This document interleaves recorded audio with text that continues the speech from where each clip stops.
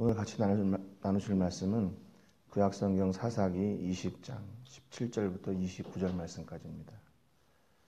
구약성경 사사기 20장 17절부터 29절 말씀까지입니다. 우리 같이 한 목소리로 읽겠습니다. 시작. 베냐민 자손 외에 이스라엘 사람으로서 칼을 빼는 자의 수는 40만 명이니 다 전사라. 이스라엘 자손이 일어나 베델에 올라가서 하나님께 여쭈어 이르되 우리 중에 누가 먼저 올라가서 베냐민 자손과 싸우리이까 하니 여호와께서 말씀하시되 유다가 먼저 갈지니라 하시니라. 이스라엘 자손이 아침에 일어나 기브아를 대하여 진을 치니라. 이스라엘 사람이 나가 베냐민과 싸우려고 전열을 갖추고 기브아에서 그들과 싸우고자 하매 베냐민 자손이 기브아에서 나와서 당일에 이스라엘 사람 2만 2천 명을 땅에 엎드러뜨렸으나 이스라엘 사람들이 스스로 용기를 내어 첫날 전열을 갖추었던 곳에서 다시 전열을 갖추니라. 이스라엘 자손이 올라가 여호와 앞에서 저물도록 울며 여호와께 여쭈어 이르되 내가 다시 나아가서 내 형제 베냐민 자손과 싸우리이까 하니 여호와께서 말씀하시되 올라가서 치라 하시니라. 그 이튿날에 이스라엘 자손이 베냐민 자손을 치러 나아가매 베냐민도 그 이튿날에 기브아에서 그들을 치러 나와서 다시 이스라엘 자손 18,000명을 땅에 엎드려뜨렸으니 다 칼을 빼는 자였더라. 이에 온 이스라엘 자손 모든 백성이 올라가 베델에 이르러 울며 거기서 여호와 앞에 앉아서 그날이 저물도록 금식하고 번제와 화목제를 여호와 앞에 드리고 이스라엘 자손이 여호와께 물으니라. 그때에는 하나님의 언약궤가 거기 있고 아론의 손자인 엘르아살의 아들 비느하스가 그 앞에 모시고 섰더라. 이스라엘 자손들이 여쭈기를 우리가 다시 나아가 내 형제 베냐민 자손과 싸우리이까 말리이까 하니 여호와께서 이르시되 올라가라. 내일은 내가 그를 내 손에 넘겨주리라 하시는 내일 기브아 주위의 군사를 매복하니라. 아멘. 오늘 어제 말씀을 통해서 이스라엘은 그동안에 하나님을 찾지 않는 백성이었다고 그렇게 말씀을 드렸습니다. 그런데 레위 사람의 첩이 기브아 사람들의 그 폭력에 의해서 죽고 또 그 소식을 들은 이스라엘이 분노에 차서 미스바에 모여가지고 이제 그들이 하나님 앞에 모이게 되는 그런 계기가 됩니다. 그래서 이제 이들이 막상 이제 싸움을 시작하기 전에 그들이 하나님 앞에 나아가는 모습들을 보게 됩니다. 오늘 본문에 보니까 베냐민 자손 외에 이스라엘 사람으로서 칼을 빼는 자의 수는 40만 명이다. 또 그리고 그들은 다 전사였다. 이렇게 기록합니다. 베냐민 지파는 2만 6천 명이 모였고 또 그 기브아 사람들은 왼손잡이 물매를 던지는 700명의 용사들이 이렇게 모였죠. 그리고 미스바에 모인 이스라엘의 군대는 40만 명이었고 그들도 역시 다 용사들이었습니다. 그러니까 지금 베냐민과 이스라엘의 그 전력으로 보면 숫자상으로는 물론 이스라엘의 군대가 많은 것처럼 보이지만 그래도 베냐민 지파가 그렇게 아주 싸움에 능한 사람들을 모았기 때문에 기술적인 면이나 아니면 그런 전술적인 이런 면에 있어서는 뭐 이렇게 대등하다 아니면 이렇게 싸울만하다 그 정도로 이렇게 볼 수가 있는 거죠. 그런데 참 아쉬운 거는 뭐냐면 이렇게 이스라엘과 그 베냐민 서로 형제끼리 싸우게 되는 이 과정 가운데서 이 일을 놓고 눈물로 기도하는 한 사람이 없었다는 게 참 안타까운 일인 것 같아요. 그러니까 지금 어떻게 보면 이게 형제들끼리 지금 대혈투국, 피가 난무하는 그런 파국으로 치닫게 되는 그 정세에서 누구 하나 우리가 이렇게 하면 안 된다. 우리가 하나님께 회개하고 나가야 되고 우리가 이 일을 이렇게 무력으로 할 것이 아니라 하나님의 은혜를 구하고 하나님의 응답을 찾자 라고 하는 그 한 사람이 없었다는 게 참 아쉬운 일이에요. 결국에는 이 싸움을 통해서 수만 명이 죽잖아요. 그런데 정말로 눈물로 기도하는 이 민족과 나라를 위해서 눈물로 기도하는 한 사람이 있었더라면 아마 그런 수만 명의 인명피해는 없지 않았을까 하는 그런 안타까운 마음이 들어요. 여러분 그렇기 때문에 세상은 어떤 사람들이 책임지는 시대냐면요. 뭐 능력 있고 싸움 잘하고 힘 있고 돈 있고 권력 있는 사람들이 이 세상을 책임지는 게 아니에요. 눈물로 기도하는 한 사람이 이 세상을 책임지는 사람입니다. 왜냐하면 이 세상을 움직이시는 분이 하나님이시기 때문에 그래요. 돈이 아니라, 권력이 아니라. 그러니까 이 시대에 만약에 나와서 우리가 이러면 안 됩니다. 형제끼리 싸우면 안 됩니다. 우리가 하나님 앞에 나가 기도합시다. 그리고 하나님의 응답을 우리가 구합시다. 아마 이렇게 외쳤던 사람이 있었더라면 혹시나 이 전쟁이 이렇게 계속 이루어졌을까? 그게 아쉬운 부분이에요. 그러니까 18절에 이스라엘 자손이 일어나 베델에 올라가서 하나님께 여쭈어 이르되 우리 중에 누가 먼저 올라가서 베냐민 자손과 싸우리까? 그렇게 하나님 앞에 묻는 거예요. 그러니까 지금 이 전쟁을 하나님이 하라고 하셨어요? 아니에요. 이스라엘 백성들이 미리 다 준비해가지고 온 거예요. 싸우려고. 그러니까 그들의 전제는 뭐냐면 싸우는 거예요. 그리고 싸운다면 어떻게 돼요? 그 전제는 싸우면 이겨야 된다는 게 그들의 전제지요. 그래서 지금 우리가 베냐민 자손과 싸우리가 누가 먼저 올라가서 싸워야 됩니까? 이 말은 누가 먼저 올라가서 저 녀석들을 우리가 승리할까요? 이미 결론을 다 가지고 있는 거예요. 결론을 다 가지고 있어요. 그래야 되죠. 하나님, 우리가 저 베냐민 지파가 지금 이런 죄를 지었는데 우리가 진짜 싸워야 됩니까? 저들은 우리의 형제 아닙니까? 그런데 우리가 진짜 싸워야 됩니까? 진짜 다른 방법은 없는 겁니까? 그렇게 여쭤야 이게 정상적인 거죠. 그런데 그들은 그렇게 기도하기 전에 누가 먼저 올라가서 공격해가지고 저들을 이겨야 될까요? 이길까요? 이렇게 얘기하는 겁니다. 먼저 결론을 가지고 있고 내가 결정했으니까 하나님은 이 뜻을 이루어 주십시오. 그거죠. 여러분 어디에서 이런 게 나오냐면요. 우상을 섬기는 습관 가운데서 이게 나오는 거예요. 우상을 섬기는 습관 가운데서. 그러니까 이미 다 정하고 가서 제물을 드리고 우리가 이렇게 제물 드렸으니까 우리에게 좋은 결과를 주십시오. 그렇게 얘기하잖아요. 우상들 앞에. 그러니까 이스라엘이 우상을 섬기던 그 습관이 또 하나님 앞에도 그대로 나오는 거예요. 그리고 내가 이렇게 예물을 드리고 내가 이렇게 헌신하고 내가 이렇게 작정하고 내가 이렇게 기도했으니까 이대로 들어주십시오. 그거죠. 이미 결론이 다 나 있는 거예요. 하나님은 뭐예요? 내 꿈을 이루어주는 그냥 부속물, 내 꿈을 이루어주는 조력자가 되는 거죠.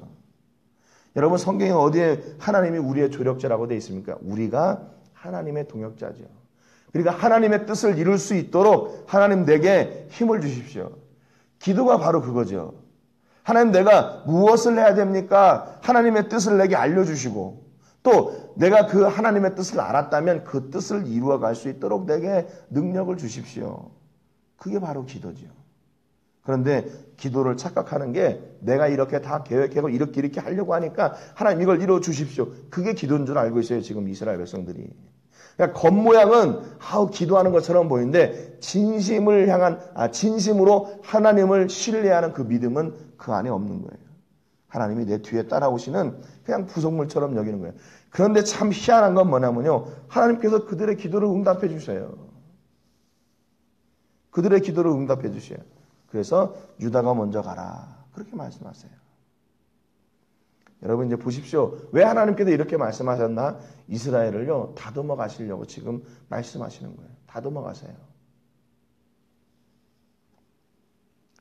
19절에 이스라엘 자손이 아침에 일어나 기브아를 대하여 진을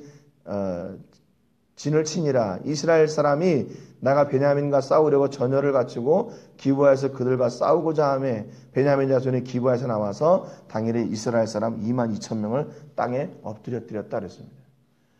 그러니까 이스라엘이 치려고 딱 진을 치고 있는데 베냐민이 먼저 내려와가지고 공격해요. 그래서 22,000명이 죽어요. 22,000명. 여러분 말이 22,000명이지 이게 얼마나 많은 숫자입니까? 그 한 사람이 얼마나 귀해요. 22,000명이면 약 10만 명의 가족을 잃은 거예요. 10만 명이. 한 사람 앞에 4명, 5명 하면. 그러니까 이게 엄청난 피해를 입은 거예요. 엄청난 피해를 입은 거예요. 그리고 22절에 이스라엘 사람들이 스스로 용기를 내어 첫날 전열을 갖추었던 곳에 다시 전열을 갖추니라 그랬습니다. 여러분, 왜 응답받고 나갔는데 실패할까요? 분명히 하나님께서 누가 먼저 올라가서 칠까요? 그렇게 외쳤을 때 유다가 먼저 올라가라 말씀하셨잖아요. 그러면 그건 응답이니까 당연히 이길 줄 알고 나간 거죠. 이긴 싸움인 줄 알았죠. 그리고 이스라엘의 명분이 정확해요. 왜냐하면 베냐민이 그 베냐민에 속한 기브아 사람들, 그 사람들의 불법을 지금 이렇게 징계하려고 하는 싸움이니까 마땅히 이겨야 된다고 생각해요. 자기들이 정의롭다고 생각해요. 그런데 아니에요. 22,000명이나 죽었어요. 그러니까 여러분 어떻게 합니까? 기도가 달라져요. 23절에 보니까 이스라엘 자손이 올라가 여호와 앞에서 저물도록 울며 여호와께 여쭈어 이르되 내가 다시 나가서 내 형제 베냐민 자손과 싸우리까 그래요. 여러분 이게 먼저 나와야죠. 이게 먼저. 저 베냐민이 자기의 형제라고 고백하지 않아요. 저 녀석들은 정죄받을 녀석들이라고 생각해요. 이방족 속들하고 똑같이 생각해요. 그래서 누가 먼저 올라가서 싸우리까 그러는데 이제 달라졌어요. 내가 다시 나가서 내 형제 베냐민 자손과 싸우리까. 이 말은 무슨 얘기예요? 싸워야 됩니까? 말아야 됩니까? 그 말입니다. 기도가 달라지는 거예요. 이제 베냐민이 자기 형제로 보여요. 그래서 내 형제 베냐민과 이거 싸워야 됩니까? 말아야 됩니까? 이제 다시 그 생각하게 되고 다시 원점으로 돌아오는 거예요. 처음으로. 더 처음으로. 그러니까 처음에는 첫 번째 기도는 내가 베냐민과 누가 싸워야 됩니까? 그랬잖아요. 근데 이제는 내 형제 베냐민과 싸워야 됩니까? 말아야 됩니까? 더 먼저 그 처음으로 돌아가게 되는 거예요. 여러분 처음부터 이걸 물어봤어야죠. 이거를. 하나님, 베냐민은 내 형제인데 진짜 이방복밖에는 없습니까? 진짜 싸워야 됩니까? 이렇게 여쭙어야 되는데 그냥 처음에 누가 가서 먼저 싸워갖고 이길까요? 그렇게 나가다가 실패를 맛보니까 그들의 기도가 달라져요. 자기들의 형제를 대하는 그 자세, 그 마음이 달라지게 되는 겁니다. 여러분 그러니까 때로는 우리가 예측했던 방법대로 응답하지 않으시고 또 내가 예측하지 못한 결과가 내 삶 가운데 일어날 때가 있어요. 또 기도 응답인 줄 알고 나갔는데 실패할 때가 있어요. 여러분 그때는 어떻게 해야 됩니까? 다시 원점으로 돌아가면 돼요. 하나님께로 다시 돌아가면 돼요. 왜? 하나님 말씀 듣고 나갔다가 실패했으니까 그러면 하나님 진짜 뜻이 뭡니까? 또 여쭤야 되죠. 하나님 뜻대로 나갔다가 실패했으니까 이제는 다른 길을 찾습니까? 아니에요. 그건 진짜 어리석은 일이에요. 하나님께로 나가서 응답받은 대로 나갔는데 실패했어요? 그러면 또 다시 하나님께 와서 또 여쭤야지. 하나님, 내가 하나님 말씀대로 응답받고 나갔다가 실패했습니다. 내가 이런 고통을 당했습니다. 어떻게 해야 되나요? 다시 여쭤야 되죠. 여러분, 우리는 그 실패를 통해서 그 문제에 대해서 더 깊이 생각하게 돼 있어요. 내가 왜 실패했을까? 여기서 문제가 무엇일까? 그래서 내가 처음에 생각하지 못했던 것들을 그 실패를 통해서 깨닫고 알아가게 되는 거예요. 여러분, 오늘 이스라엘이 그러잖아요. 아, 진짜 이 전쟁이 이게 진짜 합당한 전쟁인가? 그리고 내 형제를 이렇게 치는 것이 마땅한 일인가? 다시 처음으로 돌아가서 생각하게 되잖아요. 그래서 이제는 내 형제 베냐민과 싸워야 됩니까? 그렇게 물어보는 거예요. 그래서 근데 하나님이 또 응답하세요. 그래 나가라. 또 응답하세요. 24절에 보니까 그 이튿날에 이스라엘 자손이 베냐민 자손을 치러 나가매 베냐민도 그 이튿날에 기브아에서 그들을 치러 나와서 다시 이스라엘 자손 18,000명을 땅에 엎드렸으니 다 칼을 빼는 자였더라 그랬습니다. 근데요, 두 번째 응답을 받고 나갔는데 또 실패해요. 이번엔 18,000명이나 죽어요. 첫 번째 전쟁에서 22,000명이 죽고 그 다음에 18,000명이 죽고 4만 명이 하루아침에 이틀 동안에 4만 명이 죽었어요.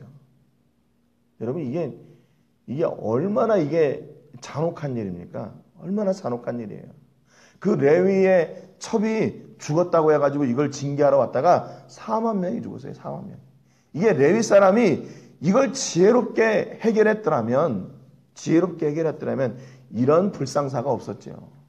그가 하나님께로 나가서 자기의 책임을 다했더라면 이게 이런 비극은 없었을 겁니다.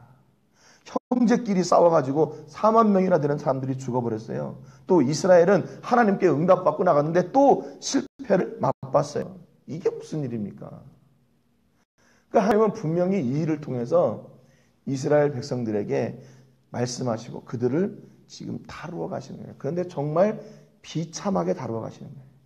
여러분, 왜 이렇게 하나님 앞에 이렇게 죽어맞고 그 하나님의 말씀을 깨닫습니까? 이게 정말 비극이죠. 비극이에요. 26절에 이에 온 이스라엘 자손 모든 백성이 올라가 베델에 이르러 울며 거기서 여호와 앞에서 그날이 저물도록 금식하고 번제와 화목제를 여호와 앞에 드리고 그래요. 여러분, 이스라엘이요 실패를 맛보면서 어떻게 했냐면 하나님께 더 가까이 나가요. 처음에는 의도당당하게 누가 먼저 싸워서 이길까요? 그러더니 그 다음에는 울며 기도해요. 그 다음에는 또 어떻게 해요? 금식하고 기도하고 제사하고 자기들의 죄를 회개하고 그리고 하나님 앞에 나아가는 거예요. 이것도 대단한 일이에요. 중도에 포기하지 않고 야 하나님이 이제 우리 기도 안 들어주셔. 하나님 끝났어. 이제 우리 하나님과의 관계가 끝났어. 이렇게 돌아가지 않고 다시 하나님께로 돌아와서 다시 하나님을 붙드는 것. 그 야복강가의 야곱처럼. 이게 얼마나 끈질긴 기도가 이스라엘 가운데 있는지요. 27절에 보니까 이스라엘 자손이 여호와께 물으니라 그때는 하나님의 언약궤가 거기 있고 그래요. 그렇게 애절하게 하나님을 찾게 되는 거예요. 그래서 하나님의 본심을 바로 알게 되고 우리 삶의 문제가 대체 무엇인지 하나님이 진짜 기대하신 것이 바로 이거였어요. 바로 이거. 그러니까 첫 번째부터 그 죄에 대해서 베냐민 자손의 그 죄에 대해서 이스라엘 백성들이 공동체가 이렇게 아파하고 울고 하나님께 회개의 자리로 나가서 하나님 이 죄를 제발 해결해 주십시오. 우리 형제끼리 징계하는 일은 없게 해 주십시오. 그러나 하나님이 이 죄를 우리 백성 가운데서 제해 주십시오. 아마 기도했더라면 하나님이 다른 방법을 분명히 말씀해 주셨을 거예요. 이렇게 4만 명이나 되는 사람들이 그 다음에 또 베냐민 지파가 죽으니까 이거 엄청난 사람이 죽는 거예요. 28절에 아론의 손자인 엘라살의 아들 비나사 그 앞에 모시고 섰더라. 이스라엘 자손들이 여쭈기를 우리가 다시 나아가 내 형제 베냐민 자손과 싸우리까 말리까 그래. 하나님이 이 전쟁 진짜 해야 됩니까? 그렇게 여쭤보는 거예요. 여호와께서 이르시되 올라가라. 내일은 내가 그를 내 손에 넘겨주리라. 그렇게 말씀하세요. 하나님은 우리의 기도를 반드시 듣고 응답해 주시는 분이에요. 그러니까 기도는 어떻게 하나 아까 처음 말씀드린 것처럼 우리의 욕심과 계획을 철저하게 비워내는 게 그게 바로 기도예요. 그때 하나님께서 온전한 그런 응답을 저희들에게 허락해. 그럼 앞에는 뭐 불완전한 거냐? 그건 또 아니죠. 하나님께서 이스라엘을 다듬어 가시기 위해서 그 일을 이루신 거예요. 여러분, 이스라엘 백성들이 지금 회복해야 될 것은 전쟁을 어떻게 하면 이길까? 군사력을 증강시키는 것도 아니에요. 그들이 먼저 회복해야 될 것이 금식하고 기도하는 거예요. 여러분, 전쟁하는 사람들이 금식한다는 게 말이 됩니까? 전쟁을 앞두고 그것도 지금 4만 명이나 죽은 그런 상황 가운데서 어떻게든지 더 먹이고 더 힘을 내가지고 그런 싸울 준비를 하잖아요. 그러니까 이 전쟁이 이스라엘의 전쟁이 아니라 하나님께 속한 것이라는 것을 지금 철저하게 이스라엘이 깨닫게 되는 거예요. 이게 우리의 힘과 능으로 이기는 전쟁이 아니구나. 하나님이 이 일을 통해서 베냐민을 다스려 나가고 우리를 지금 다스려 나가고 계시는구나. 그렇게 깨닫게 되는 거죠. 여러분, 우리의 삶 가운데서도 혹시 실패와 낙심과 고통되는 일 가운데 있다면 여러분 지금 그 문제를 해결하는 어떤 능력을 지금 키워야 될 때가 아니에요.